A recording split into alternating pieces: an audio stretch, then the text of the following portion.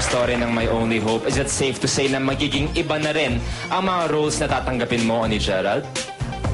Depende kung ano po yung ibibig po talaga. Oh? Ano, kung ano yung ibibigay na role sa akin, gagawin ko naman yun ng mabuti. So, pera-pera lang. Ano ba naman? Ano ba? Ikaw talaga, huwag mong ginaganyan. Hindi naman po. So, check lang. Ay, sorry. Ay, mali. Kasi alam ko, check ang bayad sila. Bariya lang yun.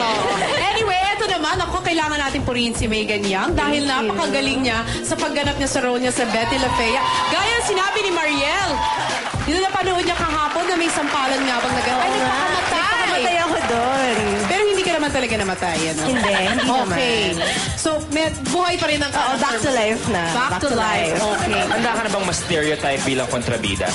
Sa akin sa ngayon, okay lang sa akin kasi challenge pa rin yun. I mean, it's at least kahit paano different siya sa dati na parang teeny bopper. Mas mature na.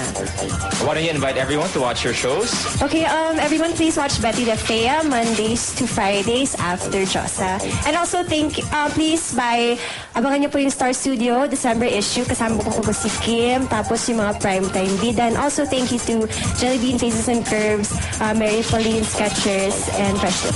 Kim? Yes, My Only Hope po every Sunday. Bukas, pagkatapos ng Asa po 8, maraming salamat po sa lahat ng sumuporta ng My Only Hope. Thank you so much po talaga. Sana patuloy niyo pa rin po kaming suportahan. Ako sinusuportahan ko ang My Only Hope. Syempre lalo si Cathy. Ay, ano ka ba sinabi mo? Anyway, maraming salamat, Megan Salamat, and lady. Kim. Thank you. Good luck on your show. Samantala, mga kapamilya, marami po ang nag-aabang sa pagrampa ni Claudine Barreto at Angel Locsin sa fashion show para sa kanilang clothing line na ine-endorso. Pero hindi ho dumating si Angel. Narito po ang aming kabuuan ng report. Fresh, hot, controversial. This is it. Revelasyon, Claudine Barreto. May mga bagong pasabog tungkol sa mga isyong iniuugnay sa kanya. Huwebes, October 23 ay naganap na ang inaabangang pagrampa ng Optimum Teleserye Queen sa isang fashion event nang ine-endorso niyang clothing line na ginanap sa A-Venue, Makati City.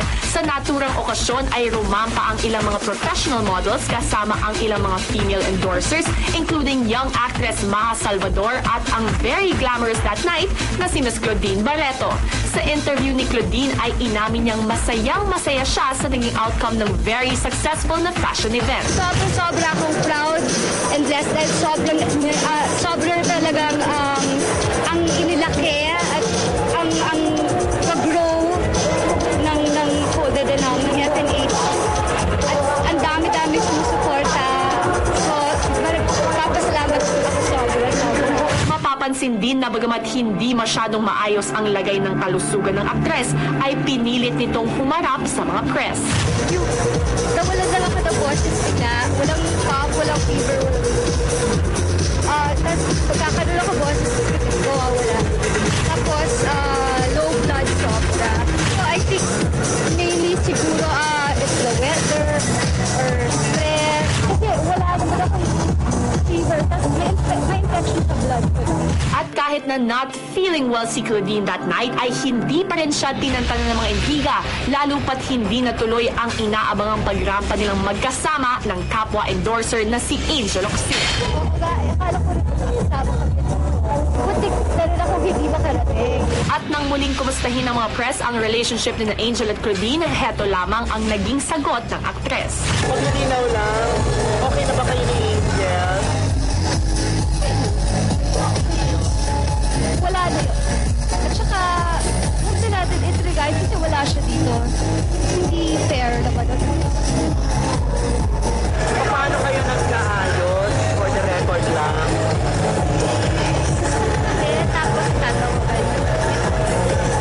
Pwede sabihin friends na kayo ni Angel for the record. Sa akin.